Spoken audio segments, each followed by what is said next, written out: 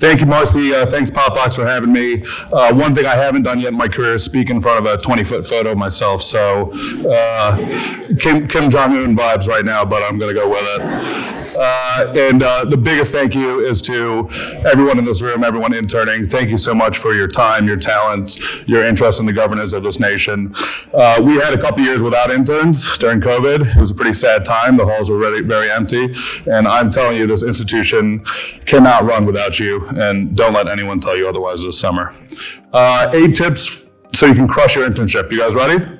8 tips in 8 minutes. I might actually give you back a couple minutes, Marcy. All right. Number 1, work your behind off. First in the office, last out of the office.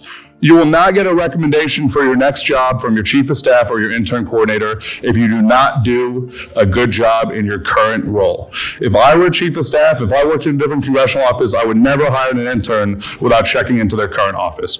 You need to get a good recommendation for your current employer in order to move on in your career, especially for those of you who are looking for jobs right now in the summer or this fall. So make sure you work your butt off, ask questions, be detail-oriented, do your assignments, and not only is it a way to get a good recommendation, it's also a way to get more responsibility in the office. I hear interns all the time talking about how they're stuck making copies or getting coffee, and your ability to do the tasks you're given, even the basic ones, if you do them well, you're going to be given more responsibility, and you'd be surprised how quickly that comes. So work your butt off. Number 2, be a personality. We don't like wallflowers. We forget wallflowers. So some people will give you advice not to speak up, not to be a personality. I don't believe that at all. Tell us about who you are, tell your office about what you're about, and tell your office what it is you're looking for to get out of the internship, both during and after it. Number 3, develop a 60-second elevator pitch. Everyone in this room should be working on, you should be able to tell me who you are, where you're from, what you're about, what you're interested in, and you should be able to do it in 60 seconds. It's harder than it sounds. Time yourself, practice, and you're going to be using this all summer, whether you're stuck in an elevator with the senior senator or whether you're at a reception with your other interns. Number 4, start cold emailing and start cold calling. I'm 13 years into my career in DC, and I still cold email and I still cold call people. So start going through Legistorm, start going through Politico Pro, find staffers that go to the same university that you went to. They were in the same fraternity or sorority, same hometown as you. Hit people up. Hey, I noticed you and I went to the same school. I'd love to learn a little bit more about your career. Here's the big trick in Washington, DC. People love to talk about themselves, so ask them to talk about themselves, right? Ask them to talk about their career, their educational path, where they came from to get to where they are. And there is no blacklist in Washington, D.C. of interns that send too many emails. Like, I know we like to think we all have a fear of rejection, right? What's the worst that's going to happen to you if you cold email someone? They're not going to respond. Whatever, who cares, right? Go on to the next one. Send 10 cold emails a day, you'll get 2 responses.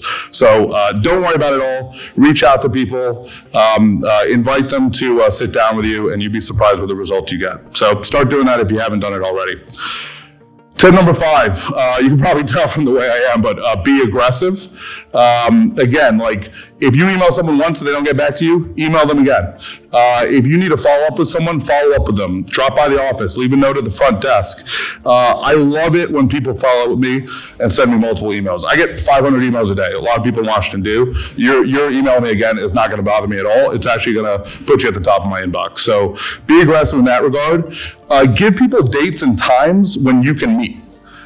Don't just send me an email and say, hey, I'd love to grab coffee and leave it open-ended. I mean, I love it when interns and other young professionals say, I can meet at this days at this time. Let me pick something on your calendar. It's perfect, right? So don't think of that as being too aggressive. That's actually what we're looking for. And I think be aggressive and be clear about what it is you want. If you're looking for a job, let us know you're looking for a job. If you graduated school and you're looking to work on Capitol Hill or work in Washington, D.C., be clear with the folks you meet this summer about what it is you're looking for and how it is they can help.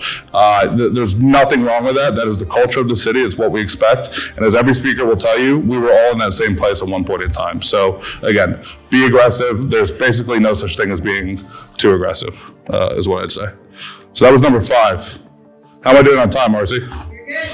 Okay. Number 6, keep an open mind.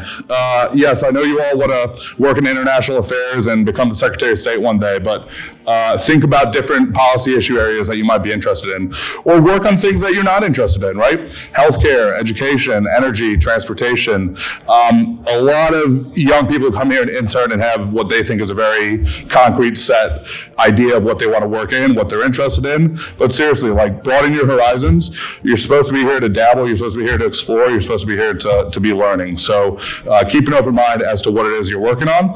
The other way I'd suggest you keep an open mind, some of you are like, I want to be the White House press secretary. Some of you say, I want to be the congressman's legislative director. I mean, keep an open mind about different job functions you see on Capitol Hill and around Washington, D.C., and take an interest in positions that you might not think are for you. You'll learn a lot about how this town works if you do that.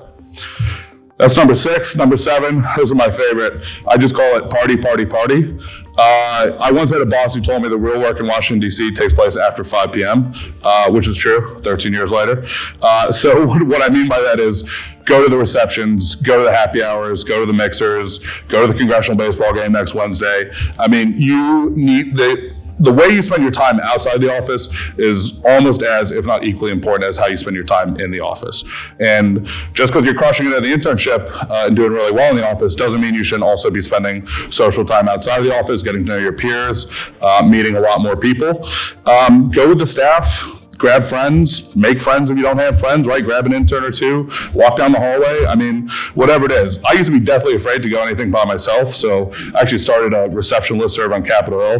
Got to 1,700 people until I got shut down. But whatever it is, right? Like, if you need one person, grab that one person and go to these events. There's so much fun stuff in Washington. And again, you will broaden your network. You will broaden your chances of getting a job when it is you're looking for it. Drink responsibly and legally. I might differ in some of the advice you're given. I think if you're 21 and over, it's totally appropriate to enjoy and drink. But again, only if you're 21, and do it responsibly. Otherwise, we're going to be talking about you at the next Internapalooza. Last tip, number 8, network with your peers. There's so much focus in Washington on, I got a coffee with the chief of staff, or I sat down with the LD, or, the congressman took a photo with me at the end of the internship. But I mean, seriously, like, look to the left, look to the right now. You can be sitting next to the future president of the United States. You can be sitting next to a future, Supreme Court justice. That might scare you depending on who you're sitting with. But, I interned in summer 2010, 13 years ago. I'm still friends with some of the people that I met that summer. Some of them still work in Washington, D.C., some of them don't. But, get to know the people around you, because for those of you who stay in D.C., your careers are going to rise at the same level. You're going to be a resource for each other.